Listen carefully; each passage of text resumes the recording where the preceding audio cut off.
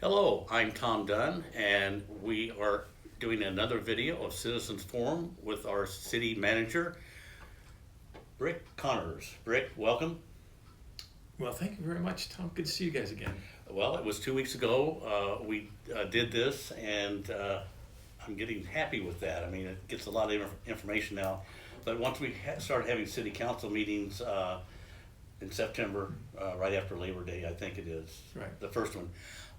We'll be covering city council meetings and things that the citizens write in about and things we know that we'll let them know about. And so what I wanted to do was, what have you been doing since we met last time? Anything new going on here that our people would like to hear? I would say there's probably three kind of big ticket items.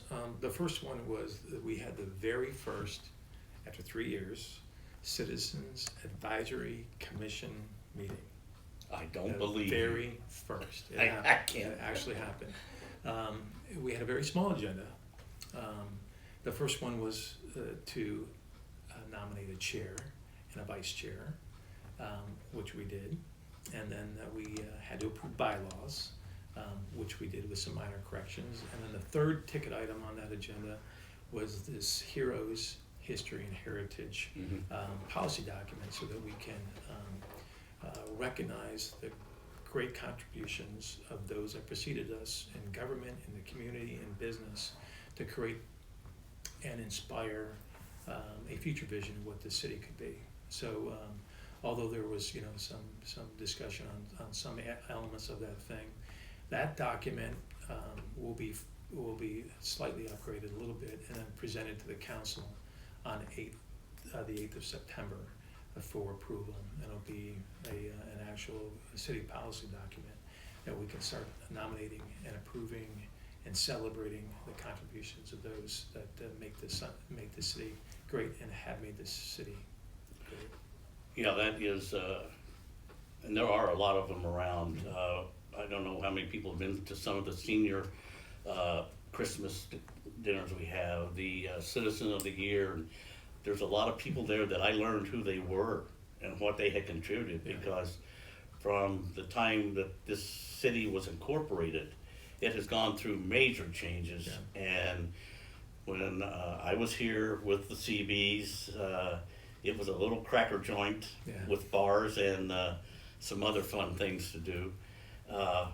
Now it's a small city, and there were a lot of people responsible for making that change, and they're still alive. They're still here. Yeah. So I would like to. I'm really looking forward to that. Speaking of the Citizens Advisory Commission, I would like to work with you, and I think Charles is working on that too, the assistant city manager, is letting the people know what it's all about. Maybe having a community meeting where we can invite them to come down and say, hey, we're gonna have, I think, that Laura Hernandez and I, when we drew it up, had there's 10 committees, just normal committees that you could have, and let people know that, hey, if you're interested, let us know and we can start forming some of these committees, because once people know it's out there and the city knows it's there, they're gonna start saying, hey, why don't we do this, why don't we do that? Well, we'll have some people ready to operate and look after that, because if something comes up and then you gotta find a committee and get people, that takes some time. Yeah, so I mean the Citizen Advisory Commission can look at anything that the council or the city manager thinks would be valid to get that kind of input in order to make recommendations for what the council will consider in the future. So they really, they can look at anything from, in this case, the policy document to where's the best place for a dog park, as an example. It is a commission, so it will be agendized. It will be open to the public. We had some public comments for the first one. We have to post those, I think it's 72 hours prior to the meeting, so there's ways to even participate in that commission meeting for the general public. So it's not that closed door thing like you may think it would be. It's just like a council meeting. Well, Yeah. it was formed because people knew closed things were going on here Yeah. 5 or 6 years ago, and that was the whole purpose, was to open it up so that we had transparency. Where, when you make this public, where is it? Does it go on the city website? Yeah, we would post it just like we would post a city council meeting, Okay. or a closed session meeting, or a special meeting. It's published on a website, and it's published on all of our social media outlets. And when we get our 311, our mobile app, it'll be, if you're a subscriber, it will be pushed via email and or text directly to your phone, so you'll be able to know instantaneously the moment it's posted so that you can participate. And then as publisher of Wainini Voice, I can pull that off, put it on Wainini Voice, all the other social media we have. We can send it to, like you said, Instagram, all kinds of places, and Kathleen handles that for us, and we get as much or more views from there than we do just from our source. So that's what social media is like these days. It's just everywhere, and everybody gets their information from different places. Not everybody goes to Facebook, not everybody goes to Nextdoor or that. So we'll have a lot of that covered, and I think there'll be a lot of interest in people wanting to be involved in that. Yeah, and it's live streamed and recorded, so you can go back and, just like these videos. Yeah. You can enjoy however much time we have here. Yeah. Okay. Again and again and again. And again, you mentioned that, and I wanted to ask you, what's new, and you said that you have, in the last couple weeks, took a little time, and you and your family went down to Orange County and up and down the coast and looking at other cities. And the natural thing to do, being a city manager, is you're gonna look and see every little thing and say, hey, are we doing this? Are we doing that? Are we doing it better? Do we need to do it better? What did you find in your wonderful non-working vacation? So, I have adult children that are starting up their last phase of their collegiate programs, and I have one high schooler, and my wife said, we need to go do something before the school starts. So we lived for a while in Coronado, so we went back to Coronado. And I go, okay, this city's got a Navy base, this city's got a beach. Check. And this city has sidewalks, streets, parks, recreation. Okay, well, I'm gonna compare and contrast, because this is a very affluent neighborhood. This is like a premier beach. So how do we compare in our services, in our environment, to a place like Coronado? So with 20,000 steps a day, bike rides, some runs, and getting all over the city, I would, Coronado may disagree, but our sidewalk program in terms of repairs and the disruption through tree roots and all those type of things, we're better. Trash on the beach and overflows and like that, although we have our bad days, we generally have better. Our public safety in terms of pedestrian traffic around the beach, they don't have a parking lot, so I almost hit about 5 or 6 people, so we're doing a better job there. And so I was pleasantly surprised that we have a lot of good programs, although we're working hard to get better every day, and really be much more efficient with our resources and be very efficient. We're doing a pretty good job, but we're not satisfied with that. So I was happy to see that. The other thing I did on the hero side was I went around and looked at all their monuments. I took pictures of park benches and cannons from the Mexican-American War, and all of a variety of different other things, just to get a feel for how they celebrate their past. And so I got some good ideas to take into that program as well. So that's my findings. I was on a covert surveillance mission, and I'm here to report that we're doing okay, but we're gonna get better. And at the end of the meeting, we'll go into that more, some of the ideas you have about making things better for Port Hueneme. The beach at Coronado, I used to go down there 50 to 60 years ago, and in the summer, and what a place it was. Do they have any place there that you notice that has a beach like we do Wainini Beach, and then right next to it is Ormond Beach, which is a part sanctuary and Yeah. totally different? Do they have that down there? Well, not exactly. So Cornell is surrounded by a naval air station to the north, and an amphibious base is the home of the West Coast Navy SEALs BUDS programs. So they're bracketed by two Navy bases, and then there's a strand which is somewhat like Ormond Beach, but it doesn't have the drainage outflows into the lagoon like our little conservancy has over here in Port Wainimi. There are some similarities, and quite honestly, Coronado, it was a swamp at one point. Like out here. Yeah. Wetlands. Yeah, wetlands. So it was improved through human effort over time. So there are a lot of similarities. So kind of yes, but in its current state, there's no Halco plant. There's nothing like that exists down in that space. Well, here they're right up next to each other. The Halco and the power plant and the sanctuary, and we have which is being run now, the Friends of Ormond Beach, and it's tying in all kinds of separate conservatories and coastal commission and things that they were all operating separately, and I think we're slowly getting them tied together. And it's one of the reasons I started Oxnard Voice and started work with the city manager there, is because these things are where both cities converge and need to have help in working together.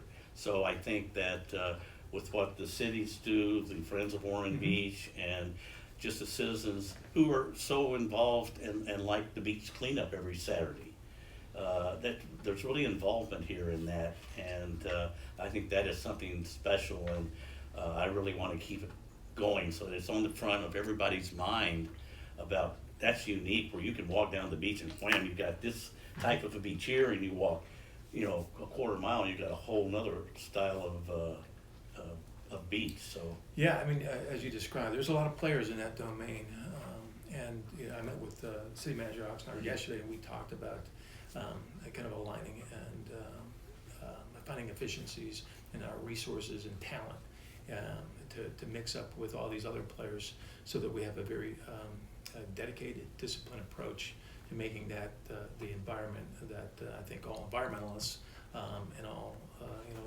the beach owners along this coast would be very proud of. I know when the Friends of Ormond Beach first started up, we got maps of who owns all that different stuff out there, and it took a long time to figure out who owned this, and some of it crossed over here. Yeah. And it was very hard to communicate. So I'm glad that the cities are working together, and I think getting the people involved will be the greatest asset of any city, is how involved are the people.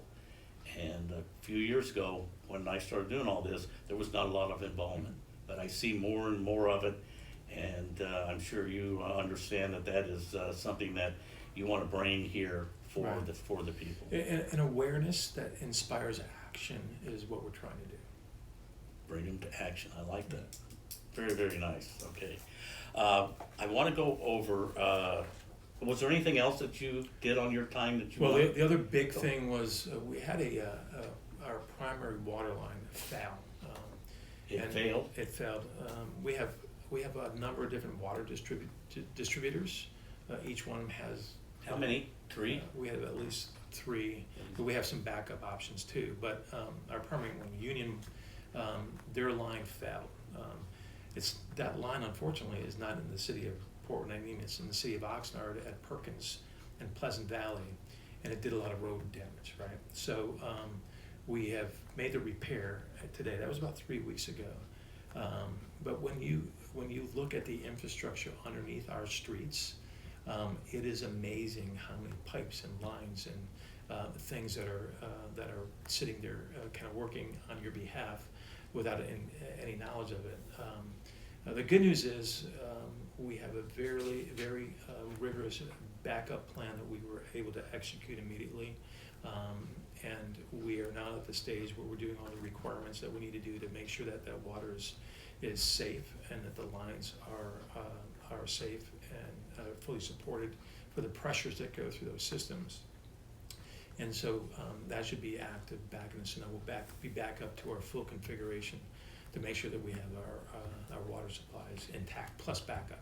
Is the Port Hueneme Public Works Department responsible for any of those pipes, or are those responsibility of the water districts? Yeah, so the pipe that I'm talking about is the tie-in to the Union Water Feed, and so that is the Port Hueneme Water Agency responsibility. And so we do the repairs on the line, and we have a contractor that does some of the other work, but we own that line and the expenses associated with it. I know Don Filifani, the department head, has mentioned it numerous times that one of the main budget items that we have to work on is the water pipe system in the city of Port Hueneme. A lot of it's 50 years old still, Yeah. and they have breaks. I don't know how to call it regular. Does that mean weekly, monthly? But Yeah, you know, we 2 or have- 3 a year. Yeah, so again, it gets into the risk management and mitigation of so we have 3,000 valves in that system. And so we have developed a very aggressive preventive maintenance program. And what we're trying to do in addition to that is insert valves so that we can do nice, clean segregation of lines at foul, but also create a sensor program so that we can do readings when we see pressure surges, when we see like a seismic activity, and with regard to earthquakes, so that we know in advance of a failure, in theory, in order to do preventive maintenance around those subject or vulnerable lines. So we're trying to migrate towards a technology solution that allows us to predict with a little bit more accuracy and a little bit more discipline, so that we're very effective with our very small force and our limited resources. It's a big project for a little town.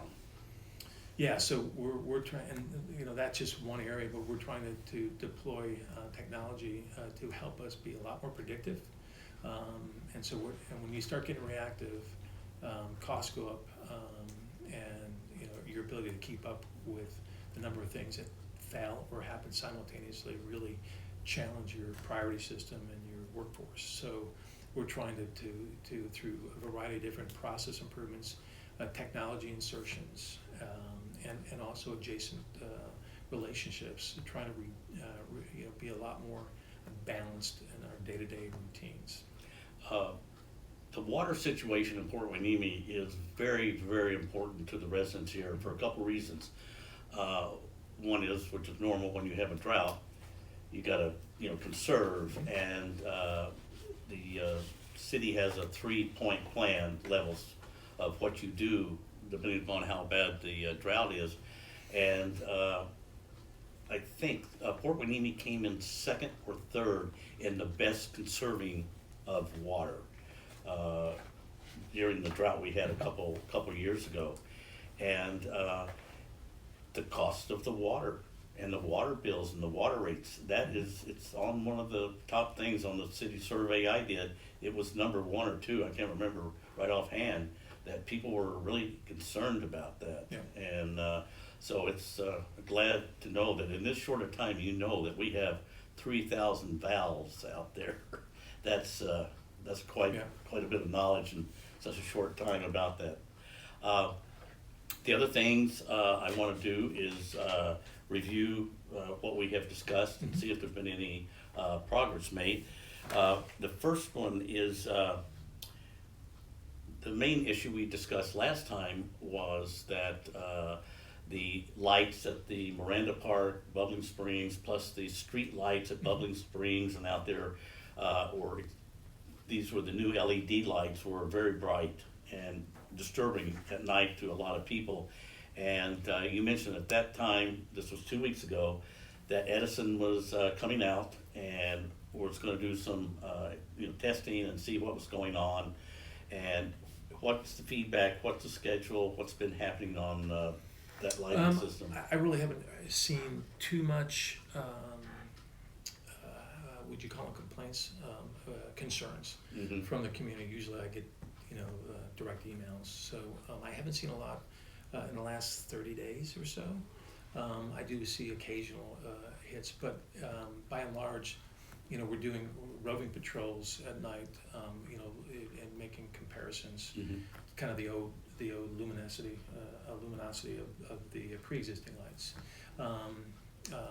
We've put out a couple public message campaigns to make sure people knew that if they had an issue with the kind of light leaks or light exposures that didn't exist before, we have a partnership with Edison, and they can put shields and they can do some very discriminating. We can remote control the light intensity too. So we have all sorts of options to rebalance those, that lighting. So it's just a matter of recalibrating over time. And I think we're working through all those issues. So you think some changes have been made out there? Well, I know, because we've been working with Edison. They're our partner, and they've been very, very proactive in addressing any shielding issues and brightness issues. Sometimes we have people complain they're not bright enough. Miranda Park lights, that project just started at the tennis courts this past week, and so those will be the next calibration thing, as those things are fully functioning in the next couple of weeks or so. Yeah, I got quite a few responses from our last show, and the guys were glad to hear that something was going to start and be done on it. Yeah. I haven't heard anything else back, but I will certainly let them know to look at our video that we're doing right now, so they can keep updated on it. And if they have any complaints or see anything that has or has not been done, or want to praise you for whatever's been done, we'll take care of that, because when something like that is taken care of, it makes a lot of people happy. I'd like to think that we're responsive, but sometimes it gets the wrong person, and we don't. The people that do fix those things or can address those, they find a little bit later, and we're trying to fix that process as well. Yeah, it'll probably take one or two, redos to make it where it really works. Thank you for that, and we'll let everybody know. We discussed this last meeting, and this is the Port of Hueneme Community Fund. Mm-hmm. And you mentioned that the areas that the money was going to be used on was being considered. Has that been finalized, and can you tell us what areas of the city is going to get some of those funds? We have 20 projects ranging from a 10,000 investment for doing the initial phasing of what the requirements are for a dog park, and maybe it will be a temporary until the park's master plan is finalized. Then we can permanently site a park. We have a variety of different nonprofits that we are supporting, from our local one, Reach. They have $7,500 to spend on programs. They're looking at supporting local businesses, as well as some of our youth programs. We have money going to Ventura County Community Fund, mainly supports local businesses in Hueneme to stabilize in this economic condition created by the virus. We have funds, a check that we're sending to a shared Oxnard and Port Hueneme School District club for STEM that does robotics. We have projects at the women's bathroom on the beach to put doors on the stalls. We have funding for this GoGov mobile app, and so that we can engage and actively instead of passively with our community as subscribers, so they see graffiti, they can take a picture. The app will tell exactly where that address is. It'll go to a person and it's going to be tracked. And so we have a standard of 24 hours for things that we own as a city service, And then we have pathways to county and rail and port areas that where graffiti is visible from common areas too. So we've got 20 projects. Those are kind of samples of some of those things. I'd like to get a printout of that so It's, that I can and post I know it. you asked for me. It was part of it's it's on the website. It's part of staff reports, but I can send you a copy of it, the approved list. Yeah, I'd like to send that out because people would like to know. There's But, one. but can I say one more thing? Yeah. The bigger thing is, this is a never-ending program. Mhm. As long Right, as it's a year. the port makes $13 million in gross revenue, I should say, so $100,000 a year. So we want to keep adding projects to this list, do the staff work on them, do the cost estimates. So we're ready to go, and we need the community's help in identifying what the community thinks are great projects that serve the greater good of the community. I think that by letting them know what you have done so far will get their minds Yeah. going, and they'll think of other things. There is one thing that has been brought up, and it has to do with the port and the city, is the traffic up and down Wainimi Road. Is there any way any of that fund, this year, next year, whatever, can be used to try to patrol that, make it more respectful for the neighborhoods that they go through at all hours? We have a couple of different things. Only one of those things is in the community benefit fund. It's a pending item, and it's a traffic study. And we've applied about $20,000 to do a traffic study. But we're also doing some technology things, and working with the port, and also the contracted vehicles and companies that use that access as part of their supply chain system. And so some of these things are on the policing side, some of them are on the noise abatement side, and the infrastructure wear and tear abatement side. So we have a bunch of different things that are all kind of cooking together to be rolled out probably in the next year or so. That's one of the things I noticed just driving around is the traffic in Port Wainimi from the port is mainly on city streets. When I'm at various places in Oxnard and I see these things that I know come from the port, they're on Victoria, Ventura, the Rice roads, the bigger, should be better constructed roads, because there are various businesses, major businesses, like what's the one out on Rice? Do you know, Kathleen, that big plant? Everybody knows it. Hoff? Procter & Gamble. Oh, Procter & Gamble. Yeah, they have huge trucks coming, but those roads are made for that. Yeah. And the city roads here are not anything like that. So that's why I think that's a really important issue that people would like to, and especially the way Port Wainimi cares about their roads.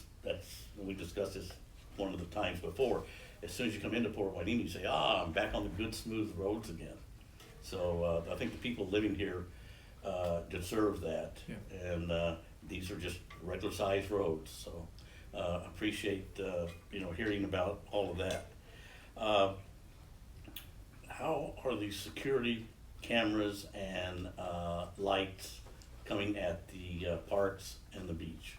They were supposed to be up, I think last time we talked, you said in 2 or 3 weeks. Yeah, so we have the towers / poles.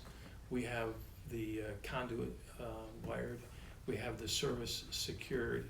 We have the cameras that are being installed this week, probably at the beach first, and then probably Miranda Park. So that covers those 2 areas. Then we have a variety of these public safety cameras where they flag stolen cars, speeding cars, and I don't know what the number is, but my recollection, we're getting about 3 stolen cars coming through Wainimi maybe every week, especially last summer, the summer months. And when we get those cars, because we get an instantaneous hit on them, we don't need a license plate. In some cases, we can just, from the description of these cars, and we're able to engage with our patrols almost, Be on the lookout. within seconds. But when we get these cars, it's like a treasure trove of weapons, drugs, and of a variety of different warrant customers that we arrest and put back into the system. So, and we're working to get about 4 more of these systems activated. They have been phenomenal in terms of deploying technology with no impact on the numbers that we have to put on our police force. In the Ventura Star, they have a safety section about what the police have done, and boy, it seems like every time they pull over a car, they find all kinds of stuff in there. Yeah. And now that you mention it, I see that quite often. So that's stopping evil before it gets into the hands of the innocent. Just with this system, we're the conveyance of criminals and contraband is also being reduced at the same time. Well, they have a system that we may not have fully understood, and this is picking it up really quick, and I'm sure the police department here in Oxnard can start putting 2 and 2 together and say, now we have to look out for A, B, C, and D, because that's where we're not going to be wasting this much time out there, just hoping we run into something. Yeah. So that's really, really good news. So the security cameras and the lights are still in progress, and any other thing about those that the people need to know about? I don't think so. Again, I'm really big on not adding additional employees and personnel. I'm really to exploit technology at a very low cost as a force multiplier to do our jobs better. From managing trash on the beach to sand erosion, to using drones for homeless encampments and violations of our conservancy areas on the environmental side, to doing inspections and those type of things. And so we're finding that we can do more with less if we invest in and deploy technology in the right way. And it takes time to get it set up and used right and everything. Okay. We had mentioned the dog park. Has any other steps been taken in any advancement? I think I remember you saying that you were going to get input from, you wanted to get input from residents, other cities that had dog parks. How's that coming along? We've been pretty exhaustive in our kind of our reach outs, and primarily with Pasadena and Santa Clarita. And we've engaged our insurance broker, JPIA, to make sure that on the liability side that we make sure we consider things that you would not normally expect or consider. And then there's materials component of that too. There's better materials, I know, in size and of these things that have to be considered. So we've got a fairly comprehensive list where we're ready to actually kind of price these things out. And then probably the next step is going to be phasing from a temporary to maybe some 1 or more permanent sites consistent with the park master plan. And so, so we're at the phase, we're getting to the phase where we're probably going to ask the Citizen Advisory Commission is, here are 5 options. Yeah. What is the best for now? That's what it was designed for. When there is something out there that's bigger than the city staff or the city council can handle, now you have a committee that can send, hopefully have 6 or 10 people on that committee that are willing to go out in the community and get the information that you want and bring it back to you. And that saves a lot of work and time, because running the city is one thing, but doing these other projects along with it. And a dog park, like you said, you don't know what, it's like herding cats into a plastic bag. It's more than you are quite sure you know about until you really find out and have maybe a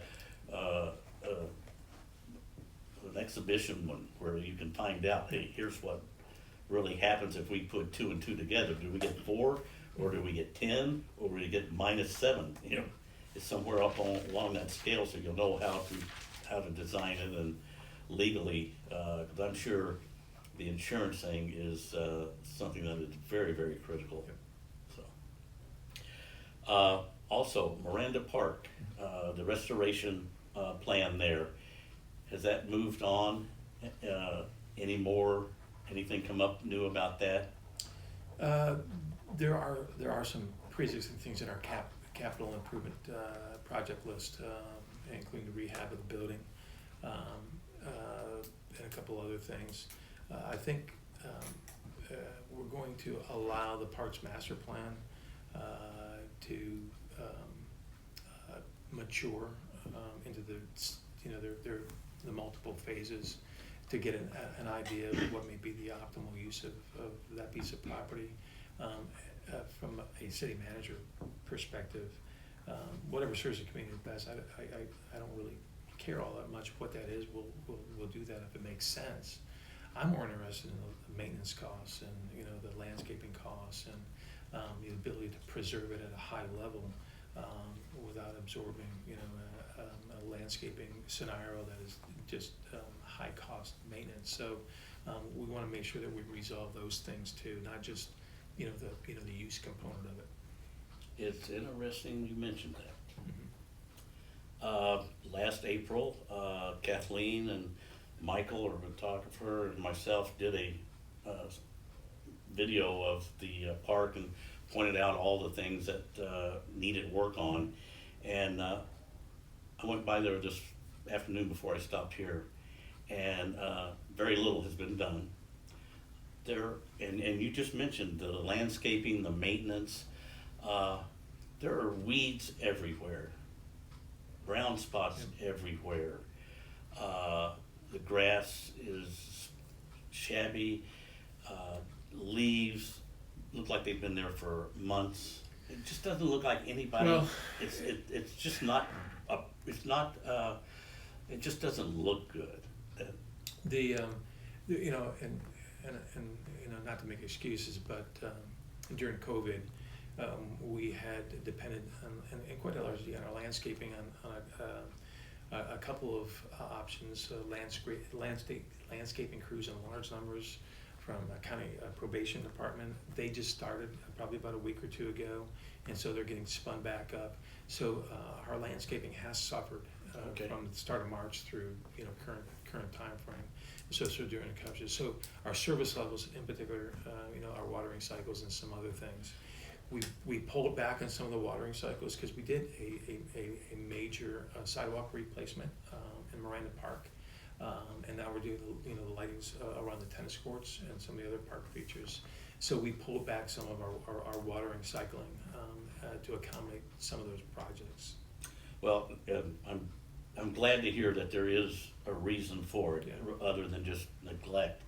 And the virus thing, it even stopped us from talking to each other for a couple months. So I can see how all the departments had to cut back, and glad to know that you're aware of what's going on, and because that could be one beautiful, with everything, the 2 ball fields, the 8 tennis courts, the pickleball, all that. I even noticed today the water fountain.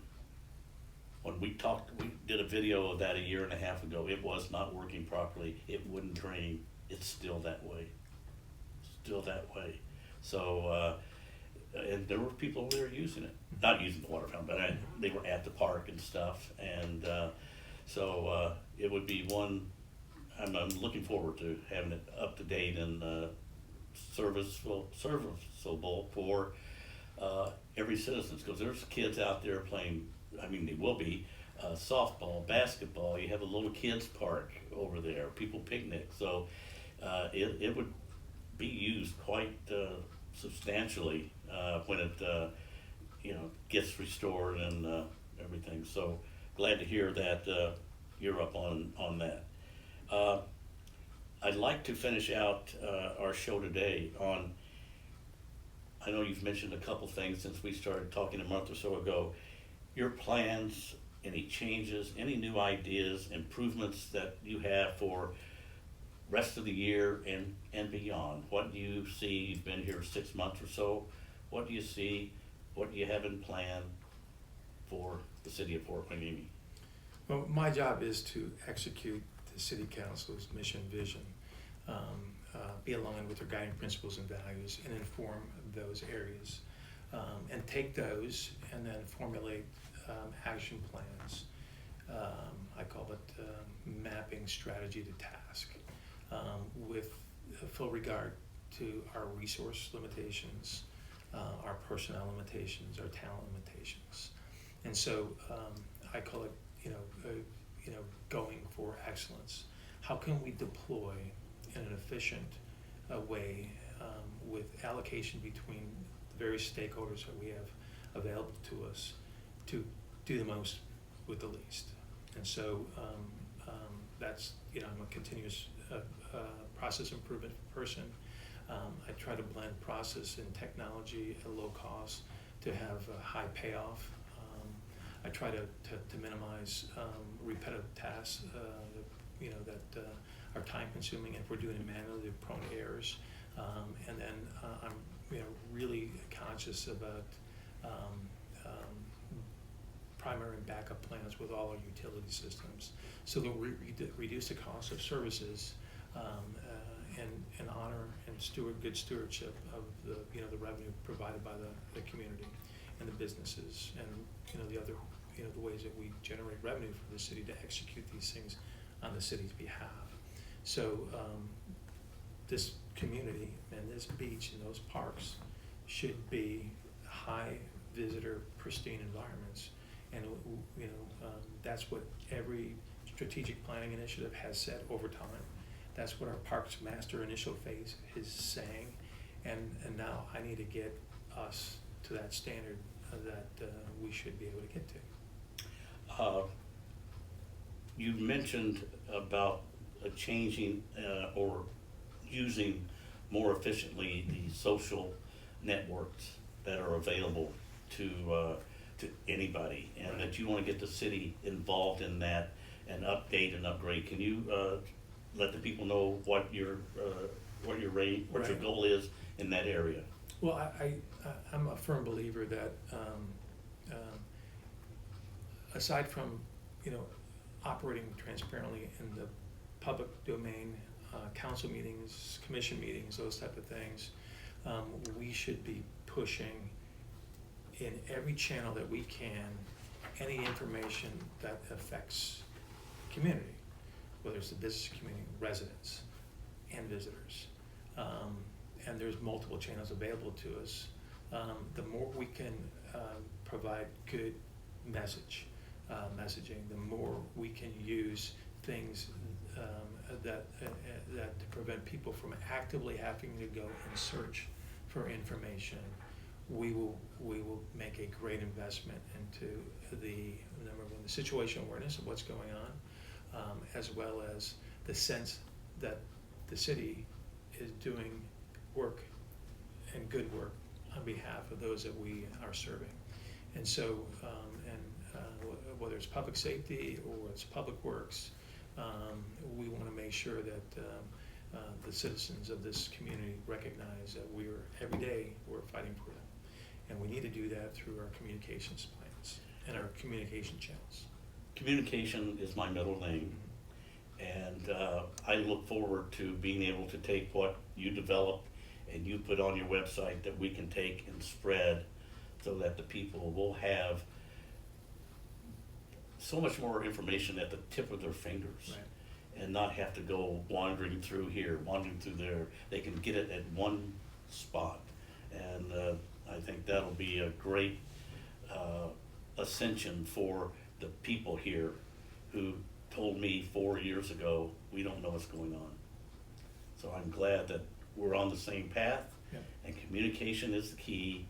And what I like for the people to do that watch this show is send any questions, any recommendations or ideas you have.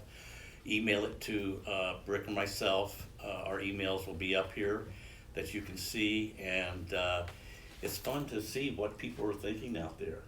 and they're out there living, Yeah. and we don't see everything, but we want to know about it so we can work on it, or at least get you an answer of why or why not it can or cannot be done.